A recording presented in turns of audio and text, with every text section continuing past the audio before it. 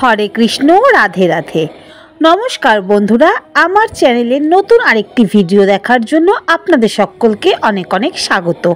আশা করি আপনারা সকলেই ভালো আছেন, সুস্থ আছেন। আজ হলো 28শে ডিসেম্বর, বছরের শেষ বৃহস্পতিবার।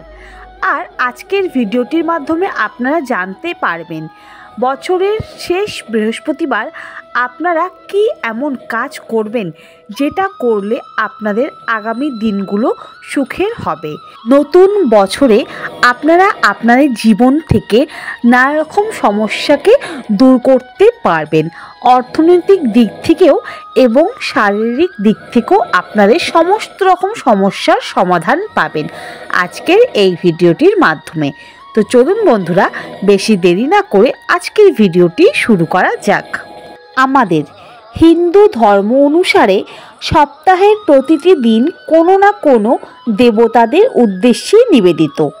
সেই দিনগুলোতেই সেই দেবতার আরাধনা করলে বিশেষ উপকার লাভ করা যায়। সেই হিসেবে বৃহস্পতিবার হলো মা লক্ষ্মী ও শ্রী বিষ্ণু এবং দেবগুরু বৃহস্পতির দিন। বৃহস্পতিবারকে সে কারণেই লক্ষ্মীবারও বলা হয়ে থাকে।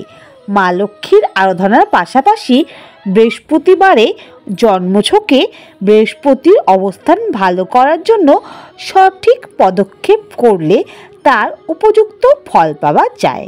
বৃহস্পতিবার হলুদ রঙের ব্যবহার অত্যন্ত শুভ বলে মনে করা হয়। তাই এই বৃহস্পতিবার দিন অবশ্যই আপনারা হলুদ রঙের ব্যবহার করুন। এই দিন হলুদ জিনিস দান করলে সন্তুষ্ট হন বৃহস্পতি, কারণ বৃহস্পতির সঙ্গে হলুদ রঙটি যুক্ত। সেই কারণে বৃহস্পতিবারে জ্যোতিষ অনুসারে রান্নায় মশলা হিসেবে যে হলুদ ব্যবহার করা হয় তার বিশেষ প্রভাব রয়েছে। এমনিতেই হিন্দু ধর্মে হলুদ শুভ, তাই বিয়ে, পৈতে, অন্নপ্রাশনের মতো শুভ অনুষ্ঠানের আগে গায়ে হলুদের প্রথা রয়েছে।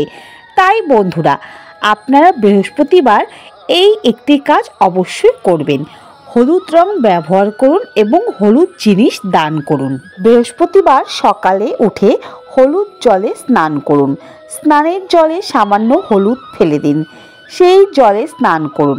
স্নান সেরে মন্দিরে প্রদীপ জ্বালান আর ওম বৃহস্পতি মন্ত্র পাঠ করুন। এই মন্ত্র 11 কিংবা 21 বার পাঠ করুন। প্রতি বৃহস্পতিবার মেনে চলুন এই বিশেষ নিয়ম। জীবনে সকল বাধা কেটে যাবে এই নিয়মের মাধ্যমে। এছাড়াও বৃহস্পতিবার কলা গাছের পুজো করতে পারেন। গাছে জল ও হলুদ ফুল অর্পণ করুন। মোট 11টি বৃহস্পতিবার এই পুজো করুন, এতে সকল বাধা কেটে যাবে। প্রতি বৃহস্পতিবার মেনে চলুন এই এক বিশেষ নিয়ম, সকল দুর্ভোগ কেটে যাবে।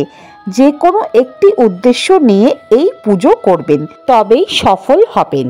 বৃহস্পতিবার দিনটি মা লক্ষ্মীর পাশাপাশি ভগবান বিষ্ণুকেও উৎসর্গ করা হয়। এই দিন তার কৃপা পেতে বিষ্ণু মন্দিরে জাফরান ও ছোলার ডাল দান করুন। এই দিন পুজোর পর জাফরান ও চন্দনের তিলক করুন। শিক্ষা, চাকরি কিংবা ব্যবসা ক্ষেত্রে সকল অশান্তি দূর হবে এবং সকল বাধা কেটে যাবে এই নিয়ম মেনে চললে। প্রতি বৃহস্পতিবার মন্দিরে হলুদের মালা অর্পণ করুন। দিনটি ভগবান বিষ্ণুকে উৎসর্গ করা হয়। মা লক্ষ্মী ও বিষ্ণু একসঙ্গে পূজিত হন, তাই এই দিন হলুদের মালা অর্পণ করুন, এতে সকল বাধা কেটে যাবে। যারা চাকরি সংক্রান্ত সমস্যায় ভুগছেন তাদের সকল সমস্যা দূর হবে এই নিয়ম করলে। পুণ্য লাভ করতে বৃহস্পতিবার মেনে চলুন এই এক বিশেষ নিয়ম। এই দিন দরিদ্রদের গুড় দান করুন, এতে মনের সকল ইচ্ছে পূরণ হবে। যদি কোনো ব্যক্তির টাকা কোথাও আটকে থেকে থাকে বা পাওনা টাকা কেউ না দিলে ও ইচ্ছে করেও তা ফেরত না পান, তাহলে কিছু চাল নিয়ে তাতে হলুদের সঙ্গে ভালো করে মিশিয়ে রং করুন এবং তারপর সেগুলো লাল কাপড়ে বেঁধে আপনার পার্সে রাখুন। এরপরে আপনি কয়েকদিনের মধ্যে আপনার আটকে থাকা টাকা ফিরে পাবেন। অনেক সময় এমন হয় যে কঠোর পরিশ্রম করেও সফলতা পাওয়া যায় না। এই পরিস্থিতিতে বৃহস্পতিবার ভগবান গণেশকে হলুদের গিটের মালা অর্পণ করুন। এই প্রতিকারে সমস্ত কাজ মসৃণ হয়ে যায়, সেই সঙ্গে কাজে আসা বাধাও দূর হয়। যদি আপনার কুনজর থাকে বা খারাপ স্বপ্ন দেখে অস্থির হয়ে ওঠেন, তাহলে হলুদের গিট বেঁধে মাথায় রেখে ঘুমোতে যান। এর ফলে খারাপ স্বপ্ন দেখা বন্ধ হয়ে যাবে।